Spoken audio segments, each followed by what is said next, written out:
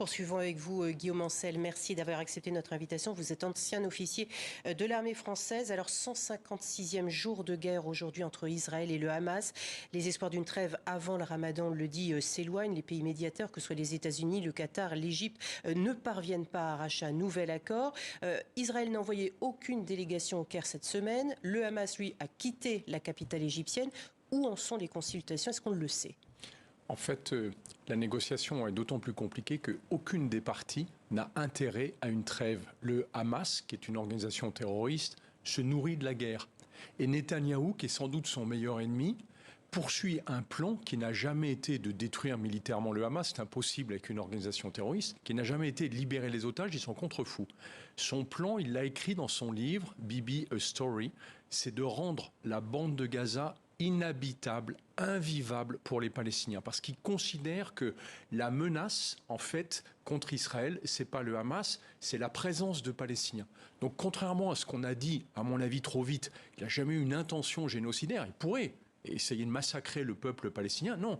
Il détruit toutes les infrastructures consensueusement sur cette bande de 30 km sur 10, et il fait en sorte que, dès que la guerre se terminera, en fait, les Palestiniens n'auront pas d'autre choix que de s'exiler tout seuls. Est-ce que vous l'avez ressenti dès le départ, dès le 7 janvier, ou est-ce que c'est au fur et à mesure des semaines que vous en êtes arrivé à cette conclusion-là? Non, moi j'ai vraiment pensé, parce que j'ai des contacts importants avec Tsahal, l'armée israélienne, qu'ils poursuivaient un objectif de guerre qui était celui annoncé par Netanyahou, destruction militaire du Hamas, on était plus que sceptiques, et puis essayer de récupérer des otages. On sait que ce n'est pas dans une opération majeure. Mais quand ils ont commencé à bombarder massivement, avec en plus des puissances de feu qui font qu'ils ne discriminent personne, en réalité, c'est pour détruire toutes les infrastructures de la bande de Gaza. Et je trouve que c'est très frappant depuis début décembre. On se rappelle que la seule trêve qui a eu lieu, c'est fin novembre.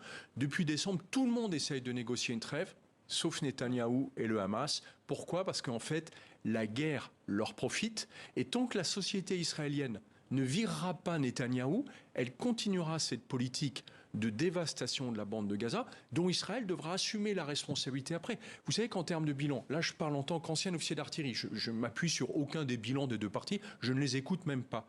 Mais compte tenu de la puissance des bombardements, on est sans doute autour de 50 000 morts, et il faut multiplier par 3 le nombre de blessés. Ça veut dire qu'il y a 200 000 personnes qui ont été affectées directement par cette guerre. C'est 1% de la population, 200 000 sur 2 millions, c'est 10% de la population palestinienne de Gaza qui aujourd'hui est blessée ou morte du fait de cette guerre. C'est un carnage. On va revenir sur cet aspect humanitaire, mais d'abord j'ai une question puisqu'on parle de l'armement.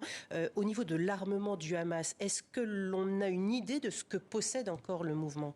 Mais en fait, les armes légères sont en libre circulation dans cette région du Proche-Orient. Donc on peut toujours supprimer 10 Kalachnikov et une roquette, mais juste, il y a les mêmes qui sont à côté. Donc ils seront toujours armés. La question, ce n'est pas les armes qu'a le Hamas, c'est plutôt la manière dont Israël peut ou non construire une paix durable avec les Palestiniens. Le Hamas disparaîtra dès le moment où les Palestiniens auront le sentiment qu'en fait, ils peuvent vivre autrement que dans la violence et la terreur, qui est la seule solution que leur propose le Hamas à ce stade. Donc, en fait, leur sujet, c'est de surtout ne plus alimenter cette violence et cette destruction. Est-ce que le peuple palestinien arrive encore à y croire, à cette possibilité ? Le peuple palestinien ne croit plus en rien. Il est en pure survie. Et on voit bien qu'aujourd'hui, sur la bande de Gaza, c'est une situation humanitaire qui est totalement catastrophique. En fait, la bande de Gaza a implosé exactement comme l'armée israélienne a fait imploser les immeubles de ce territoire. Il n'y a plus rien. C'est un chaos total. Israël s'est félicité il y a quelques jours d'un couloir maritime pour acheminer l'aide à Gaza depuis Chypre. Israël qui doit toujours inspecter les cargaisons.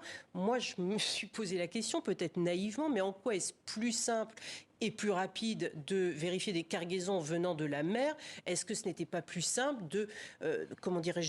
d'alléger la pression sur Rafah, sur le passage frontalier de Rafah? En fait, l'intérêt d'un couloir humanitaire maritime, c'est qu'on peut transporter des cargaisons beaucoup plus importantes. En gros, un seul bateau, c'est l'équivalent de plusieurs dizaines de camions, voire de plusieurs centaines, selon le type de bateau. Le problème, c'est qu'une fois qu'il arrive sur la côte, il faut qu'on puisse transborder ces cargaisons. Si on le fait avec des jetées temporaires ou avec de petits bateaux qui viennent décharger au fur et à mesure, vous résolvez le problème des convois terrestres qui ne peuvent plus circuler dans la bande de Gaza. On se souvient qu'il y a 10 jours, il y a un convoi d'une quarantaine de camions qui a essayé de rentrer. Ça s'est terminé en émeute avec sans doute plus d'une centaine de morts. Donc en fait, il faut bien imaginer que ce qu'a fait Netanyahou sur la bande de Gaza, c'est de transformer ce territoire en un enfer. Donc quand elle se félicite d'une telle initiative européenne et américaine, vous n'y croyez pas? Ça fait juste 1 mois et demi que c'est en cours de négociation. La trêve, ça fait 3 mois. Donc, si demain ça arrive, formidable. Il y a de l'aide humanitaire qui arriverait enfin. Puis, si c'était sur la côte, ça permettrait d'alimenter toute la bande de Gaza. J'attends juste que c'est un début de réalité pour pouvoir nous dire quel soulagement. Merci beaucoup Guillaume Ancel. J'en profite pour dire qu'au-delà de vos fonctions d'ancien officier de l'armée française, vous êtes également écrivain et vous venez de publier Saint-Cyr à l'école de la Grande Muette aux éditions Flammarion. Et j'invite également nos téléspectateurs à vous suivre sur votre blog Ne pas subir. Merci beaucoup d'avoir été avec nous. Merci.